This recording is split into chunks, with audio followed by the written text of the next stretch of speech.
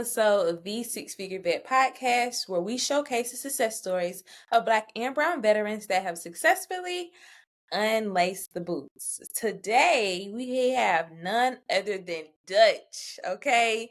This six-figure gentleman didn't just survive the transition, he thrived. From learning discipline and resilience in the military to mastering things like cybersecurity, project management, and other difficult things in the tech world, this vet is the blueprint for success in the tech industry. Get ready to take notes as he breaks down the challenges, the wins, and the exact steps he took to go from serving his country to serving up six-figure results in tech. This is more than inspiration. This is information to help you level up too. Welcome, Dutch, to the Six Figure Vet Podcast. Appreciate it. Of course. So I always like to start each and every episode with a mental health check-in because it is important. So how are you doing today for real? I'm doing well. I think it is important to have, your mental check, because when you have a lot of things going on in life, you kind of get wrapped up into that. So it's kind of, Yes. you have to unwind sometimes. So I'm learning that now. I'm actually learning that since I'm out. So were you not doing that before you got out? I was just going day by day, doing whatever I got to do instead of just, relaxing and everything. So I think it is important that you have to take a self-care day, or take a day just worry about yourself instead of trying to, oh, I got this to do, I got that to do. So just relax and go have fun sometimes. Sometimes I lose that. Yeah. And you know what? I feel like a lot of times when I talk to vets, is that piece. It's like, in the past, I've described it as like surviving and thriving. Mm-hmm. So you're kind of literally just like existing in the military. Not to say that like you don't have a life or anything like that, but it's like, okay, I got to get to the next thing. So I really don't have time to stop, check in on myself, make sure I'm cool. I literally have to finish this so I can get to the next thing and then get to the next thing and do that. And yeah. Yeah. So how was going from that environment in the military where you really didn't have time to check on yourself to now being afforded the luxury to take care of yourself and to check in with yourself? To be honest, it's kind of weird, especially because I just got out in April this year.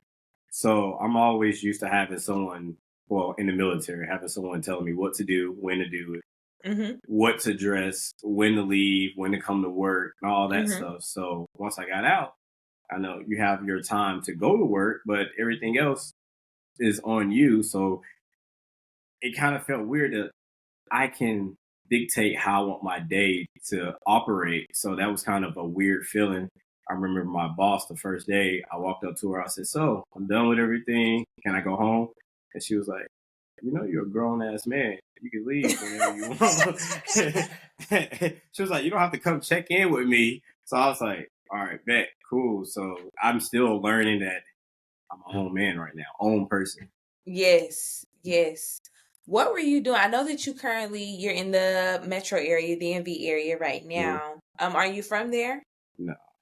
Okay, so give me some backstory about like where you from, what you was doing prior to being in the Army, how you ended up pledging. All right, so long story is, I would say without COVID, and I'm not praising COVID because many people have died and got sick and everything from that. But going all the way back, I was born and raised in Atlanta. Went to school, did 3 years like in Indiana, a school called DePaul University. Transferred, got my bachelor's in communication at Oglethorpe University.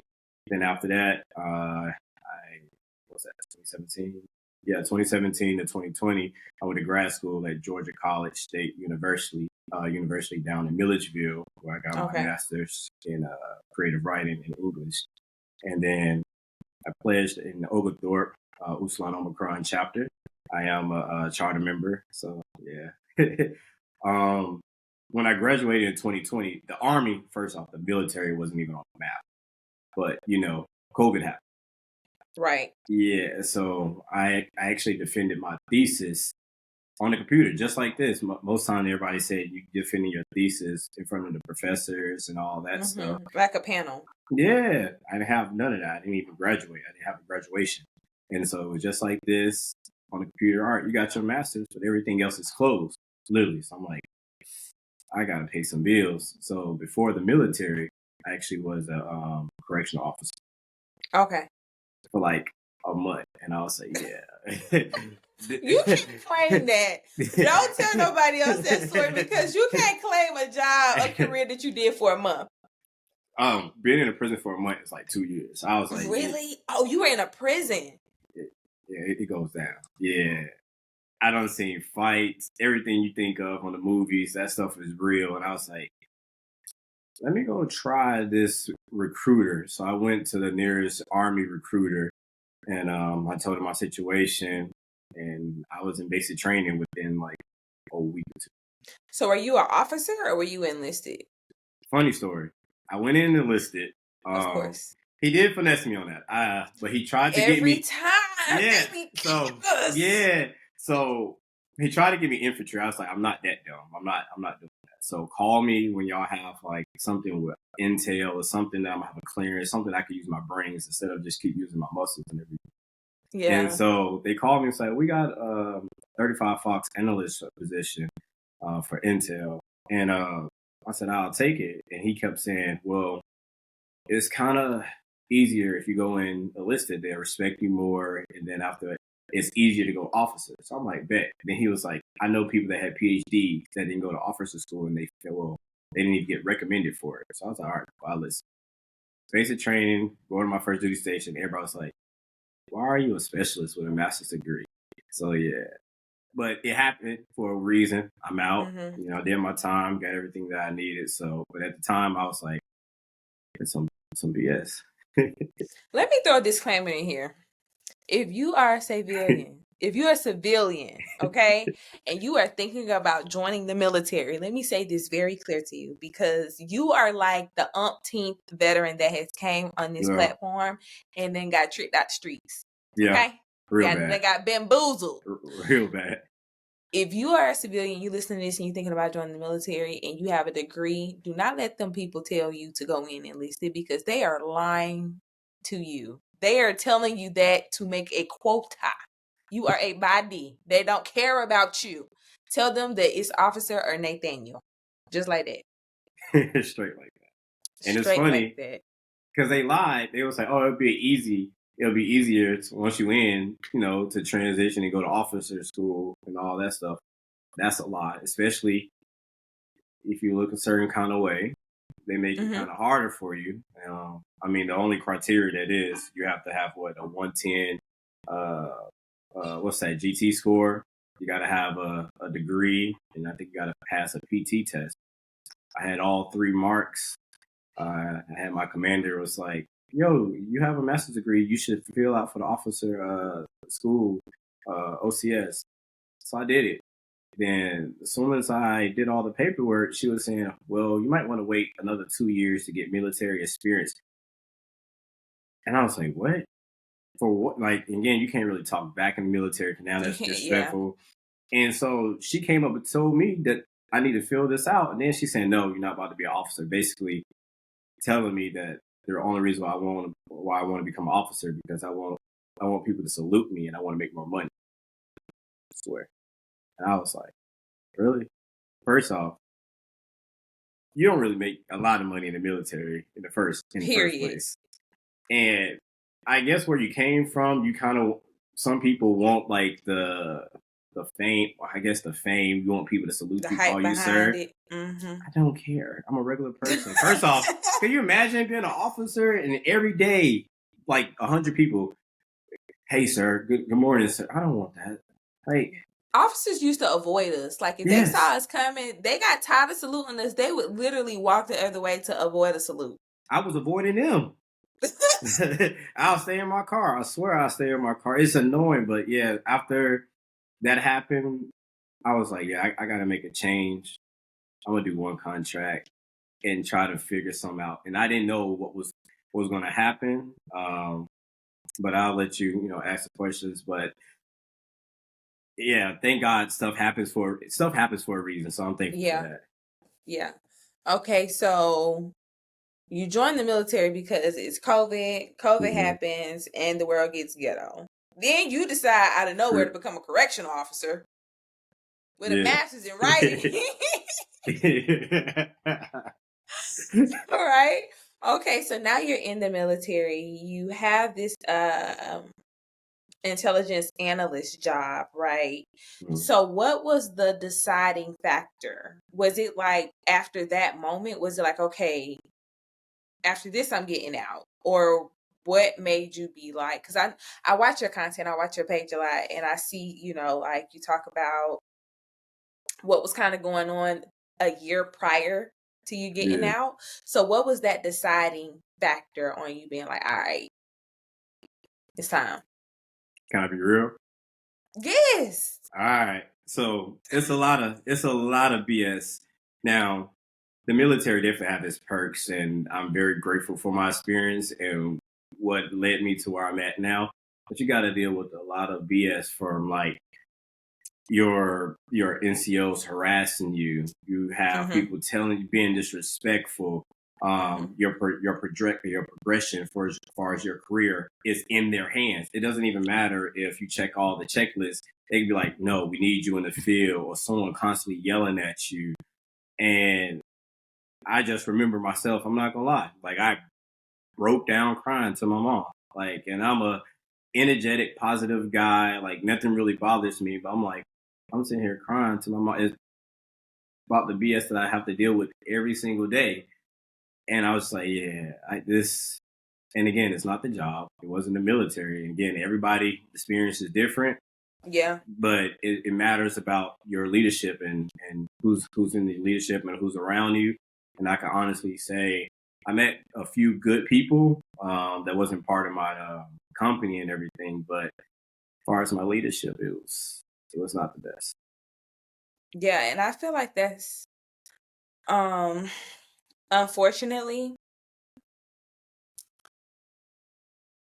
like the microaggressions Yeah. that are in the military are so downplayed. They're so Hmm. downplayed. And I don't know if they're downplayed because, we have an obligation as active duty service members to not speak up on certain issues, but it's a thing. It's a real thing. The microaggressions, the oppressions, the harassment that we deal with. Like it's insane. You have people like I've talked about it before on this platform, like, people that are not in the military, be like, oh, you only got X amount of years, you They don't know, understand. just tough it out. Like, "Mom, you realize what I gotta go through?" Yeah. Like, no, I'm not gonna do that. Um, because a lot of people that deal with those things, I know active duty service members that have, you know, completed suicide Yeah. because of the That's a real things thing. that it's a real thing. And Yeah. it's like, what are you going through? What are you going through? And I was talking to another, shout out to a struggle beard. I was telling him, he's another veteran, but I was telling him, like, a lot of PTSD that happens don't come from a combat zone. Mm-mm. Mm-mm. It don't. It could be blue to blue or green to green. Why I got PTSD? Like, it's a traumatic experience, and it don't Yeah. got to be in a field.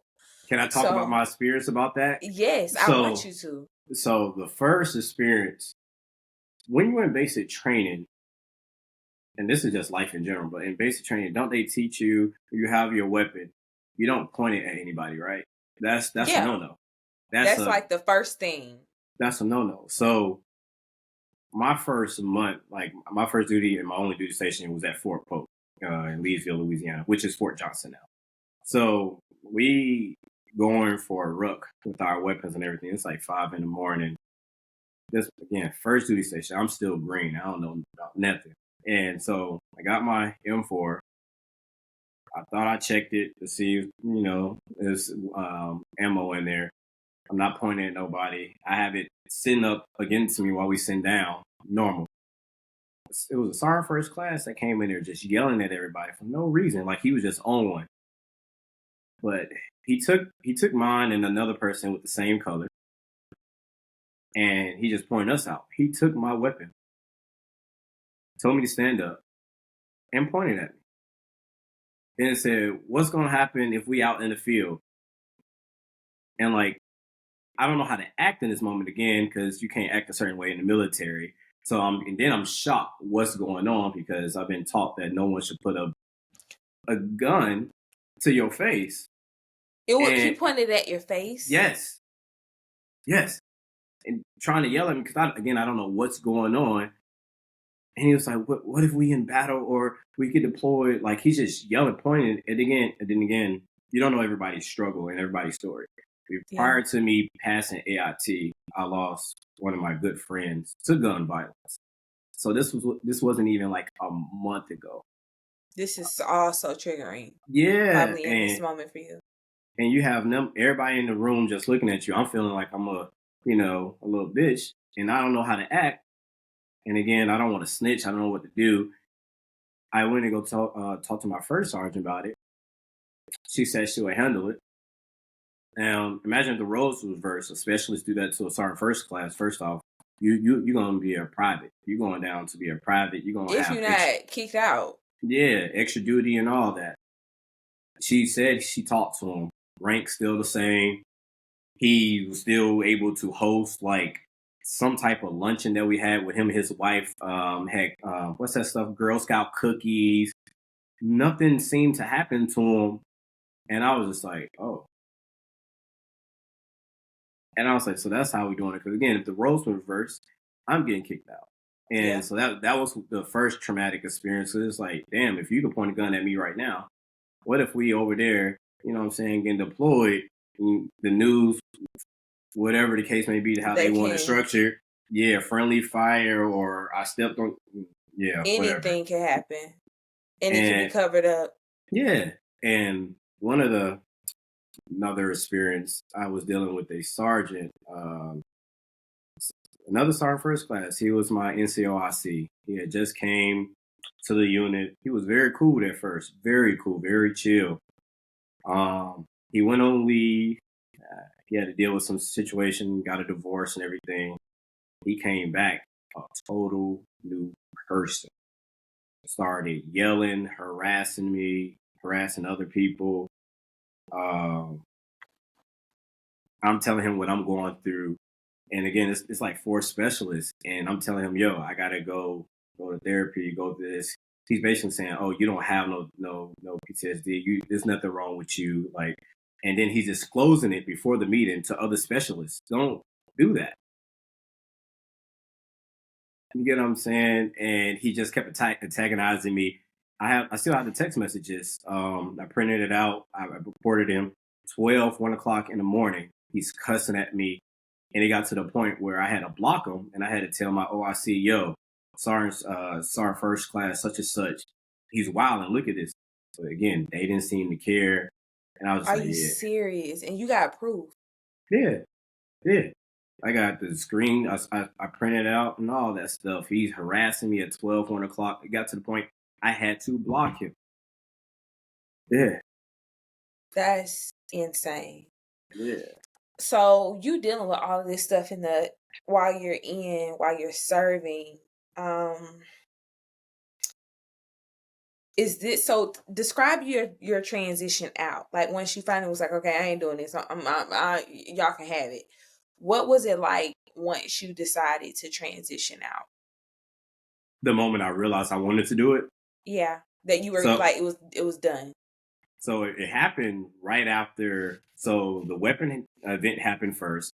Me not going to OCS happened second, and then towards the end of my contract, that's when the whole sergeant first class was harassing me. So right after the officer, I was like, yeah, I'm not doing this because I don't care if I check all the check marks. I'm not about to have my career in the hands of someone else. And, most people of our color gave me game. Hey, you don't have to work 3 times as harder as something. I mean, it's like life, but in the military, I mean, it's even worse. It's a white man's game. It is. It's an old white man's game. And I wasn't going to play that.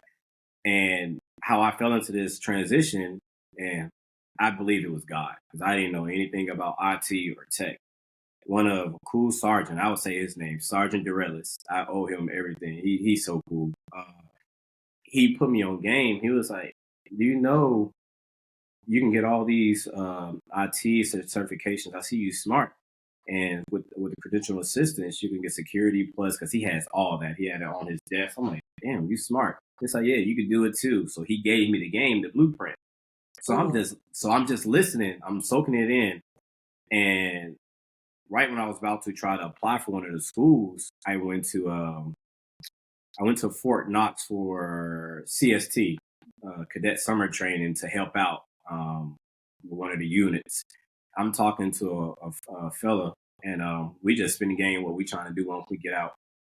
Again, it's God, right place, right right time. time. A lieutenant colonel, old white gentleman, never seen him in my life. He heard our conversation. Yo, take this name, find him on LinkedIn. And he just walked off. And so I said, shoot. I went on LinkedIn. Yo, this lieutenant colonel told me to reach out to you because I was interested in IT. It turned out that was his brother, but they had different last names, so I didn't know. He was like, "Oh, that's just my brother." It turns out the guy who was in IT, he was a captain in the military, and so he started giving me game on what to Right. do. And once I was in Fort Knox still, I was at a bar. I hear other people talking about IT, and I was, excuse me, like, how do you do this?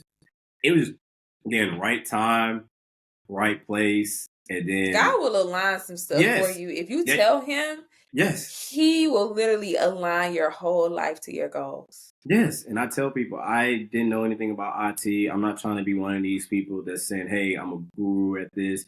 It legit fell into my lap with a blessing. And now I'm being a blessing to others because I didn't know anything about credential assistance. Most people don't know. You in the military for what, 8, 9 years, Mm-hmm. and you get $4,000. That's what 9 times 4. What is that? 36,000. That's Mm-hmm. 36,000 of free education that you can use for certifications. It don't necessarily have to be for IT. And you Right. missed out on that. And that's people in the civilian world that's taking out loans and is paying hella money for these classes, and the military is giving us that.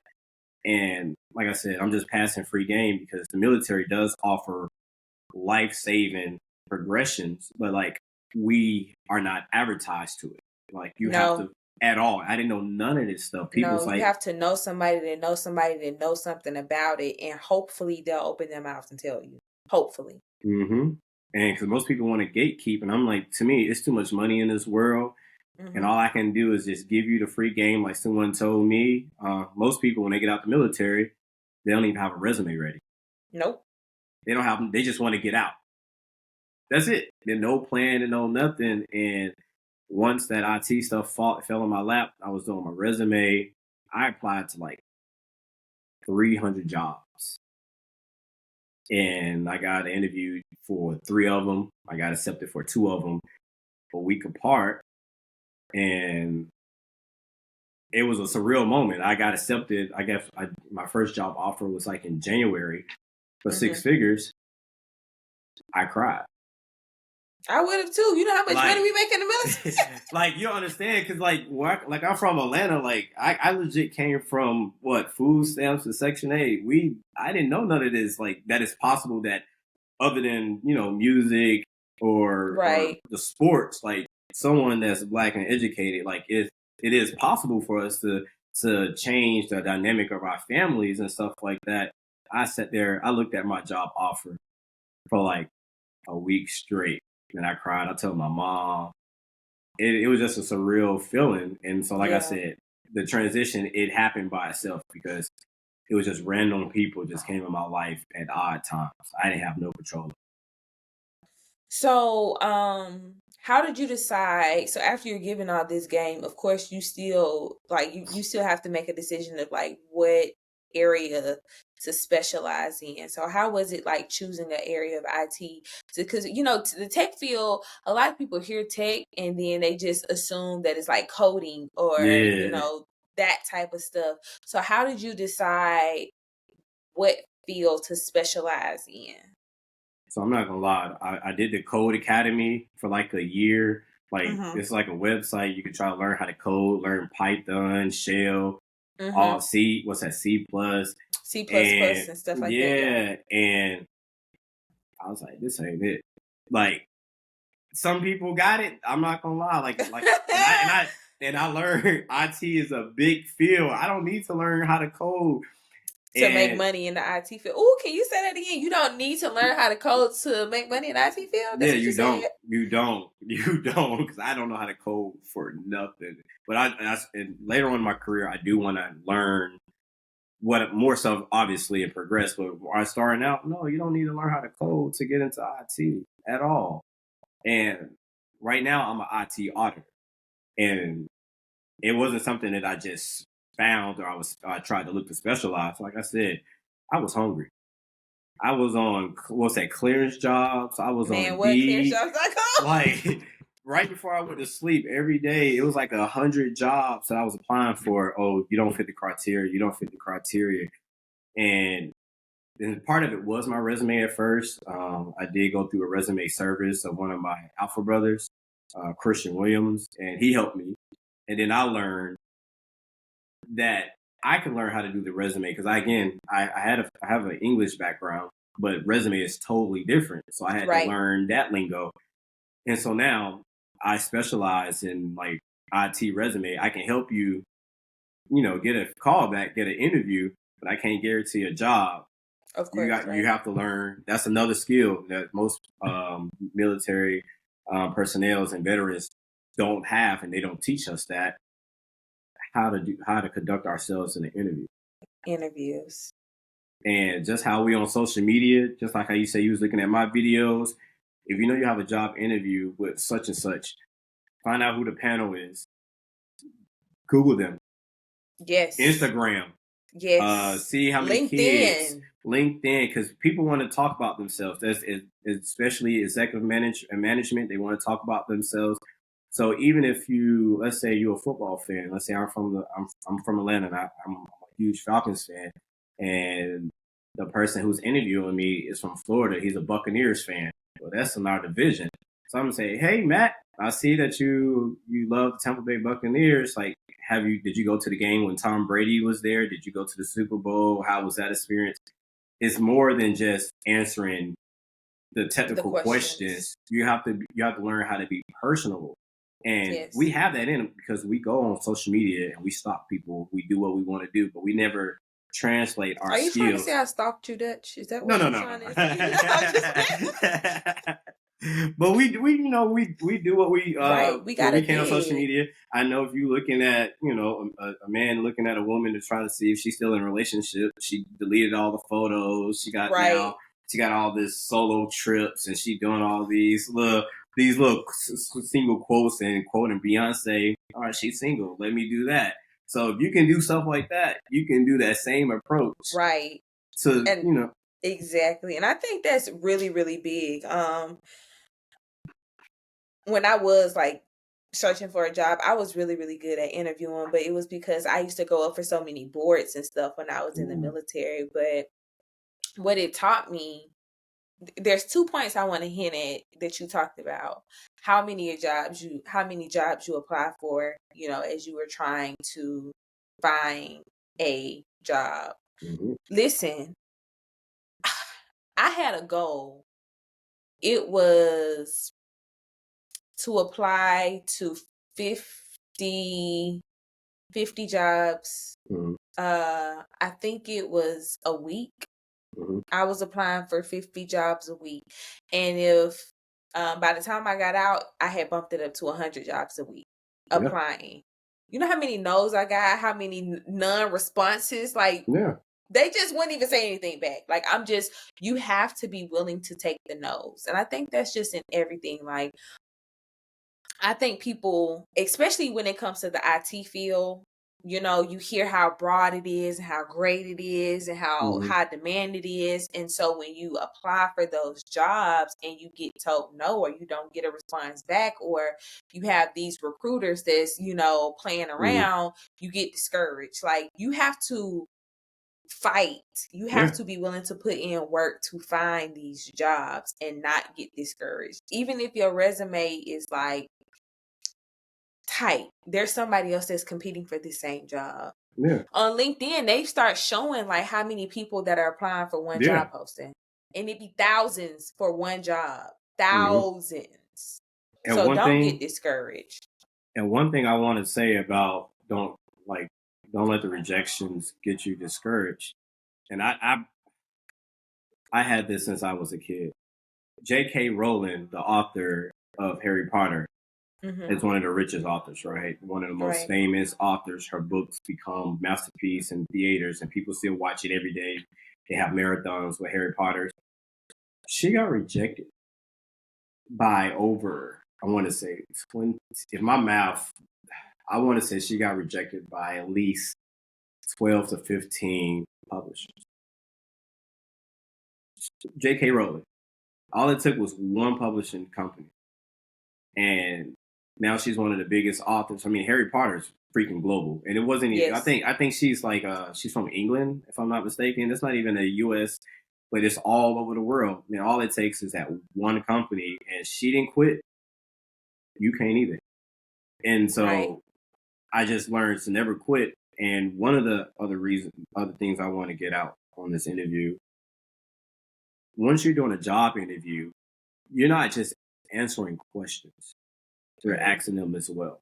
Yes. It's not a one-way street, it's a two-way street. So just how they're asking you a question, you need to be asking them. And of course, you don't have to have stuff on top of your head. For me, I can't memorize for lick. So every time I have an interview, I had a notepad with like 5, 6 different questions, and depending on the vibe, I know what questions to ask them. Now it's like, oh, he's actually interactive during this session. Oh, I like him. He might not have this type of skill set, but we can teach him this. He's very We can coherent. teach them. Yeah, he can. We can teach him. You just never know. They might not be looking for the best qualified or the most qualified person. They might want to look for someone that's new so they can mold them into So how they they can want it to mold be them. mold them. Because some companies don't want other experience from other experienced employers that are employees that have their own way of thinking. Sometimes they want new. You never know, so don't limit yourself, and just make sure you prepare, and don't be sad or discouraged when you get no's, because all it takes is Yeah. that one yes. That's all That's it all it takes. takes. That's so. As I said before, his content is centered around getting out the military and getting into tech, right? And there is a mindset shift that happens once you start truly like seeking success and then obtaining it. What changed for you? Like, what has that shift been like from being in the military mentally, right? Mindset. So, what has that shift been like from being in the military, barely making ends meet, to becoming a well 6-figure earner? What has that been like? What have your daily habits become? What are some things that you've changed that you feel like has um contributed to your success outside of the military? It's very cliche when people say money can't buy you happiness, Mhm. but most of the time, when you're in that working class or you're trying to make ends meet, you're depressed and angry because you're always trying to make ends meet. Like you're trying to hustle to pay the rent, hustle to pay the car note, hustle Mhm. to have some type of food on the table. And to be honest, this goes with other stuff, other needs, but more other wants. But your needs, once that's taken care of, you can relax. Yeah. Like you learn that life is short. You learn to appreciate different things, especially road rage. Like let's say you get on road rage and you can't even afford such and such, and then someone cuts you off, you get angry. But now your whole mindset is just different because you don't you don't have that weight on your shoulder anymore Mhm. of living paycheck to paycheck.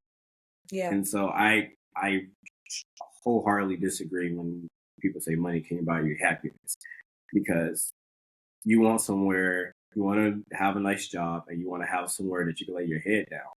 Once you Yeah. have that, your sanctuary, that's your peace. Once you have your peace, I guess nothing in the world matters. Yeah. Yeah. And I feel like once you obtain a certain amount of success, it allows you to focus on things that actually matter. Yeah, You know what I'm saying? Like, um, getting out of the military, of course, like, stop asking y'all military family members for money because they broke.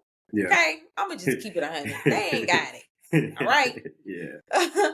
And once you get out and you start making, um, I tell, like, when I was doing consulting and coaching for veterans or whatever, I would tell them, like, your money, the money is going to be the least issue. Like, the Mhm. money's going to come. The money's going to come. What are you going to do when that ain't, that's no longer your problem? You're going to have all this other stuff to sort through. You're going to have to figure out what really makes you happy because, you know, I see why they say money doesn't buy you happiness, but once you get the money and it solves the problems that you feel like you have, then what? You know what I'm saying? Like, Mhm. then what makes you happy? What makes you calm? What keeps you calm? What keeps you striving? So now that you have, you know, obtained six figures and you have a great job and you're in the IT field, um, what keeps you inspired now? The gym, and Okay. and it's just crazy if you go work out. First off, that's a stress reliever. Mhm. You have your AirPods in or some music playing. You have control over that.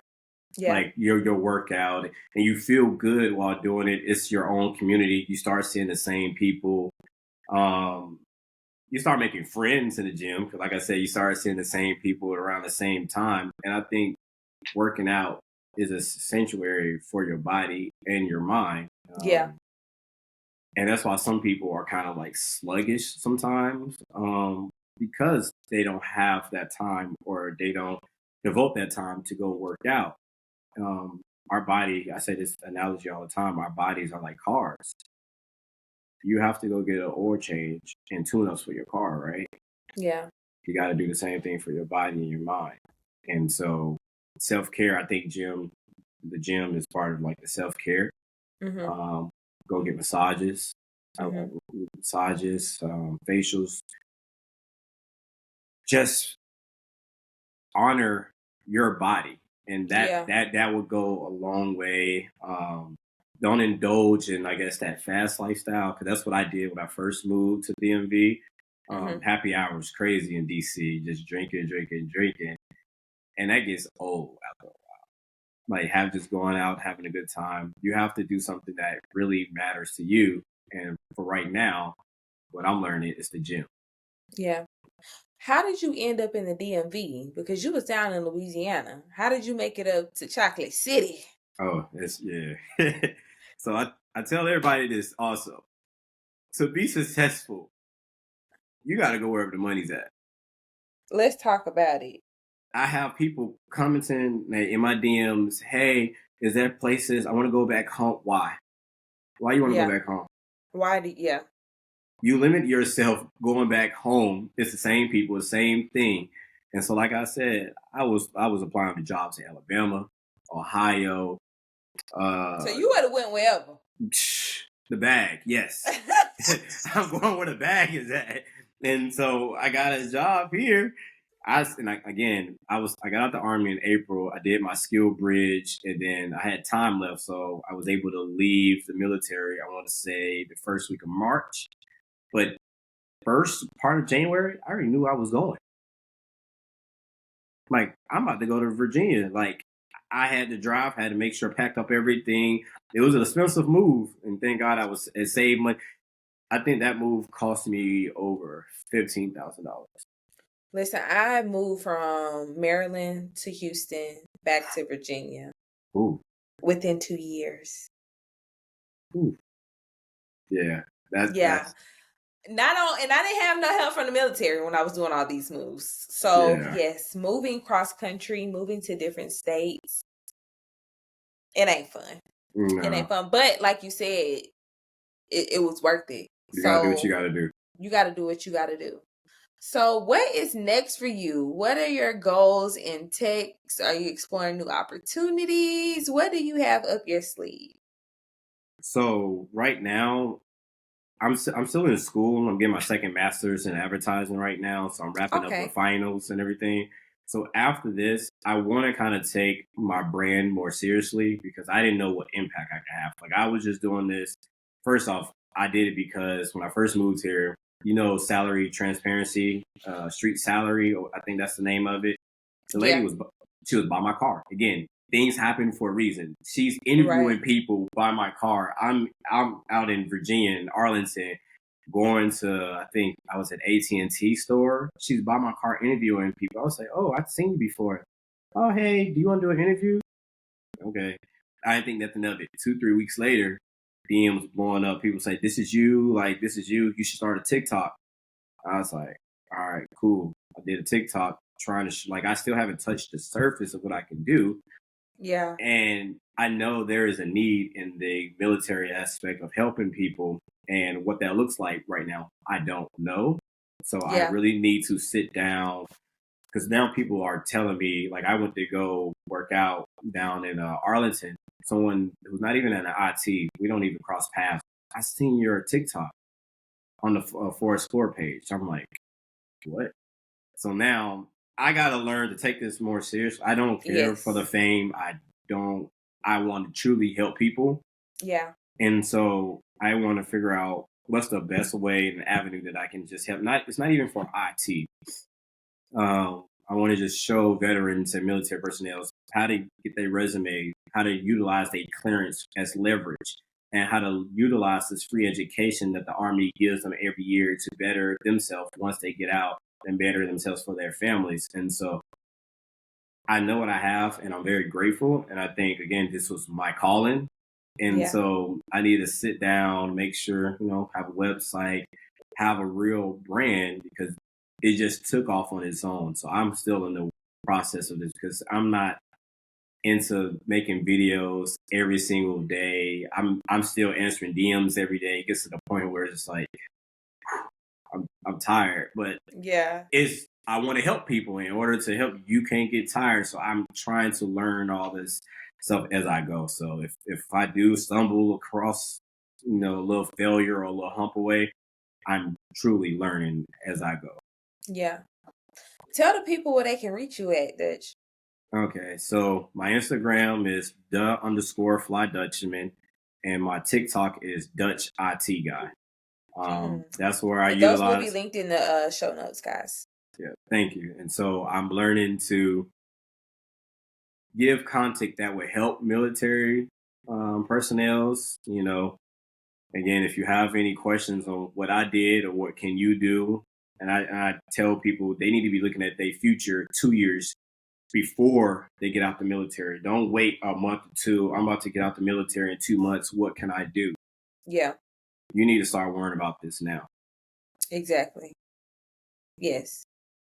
Well, this has been another amazing episode of the Six Figure Vet Podcast, where we showcase the success stories of Black and Brown veterans that have successfully unlaced the boots. The Six Figure Vets.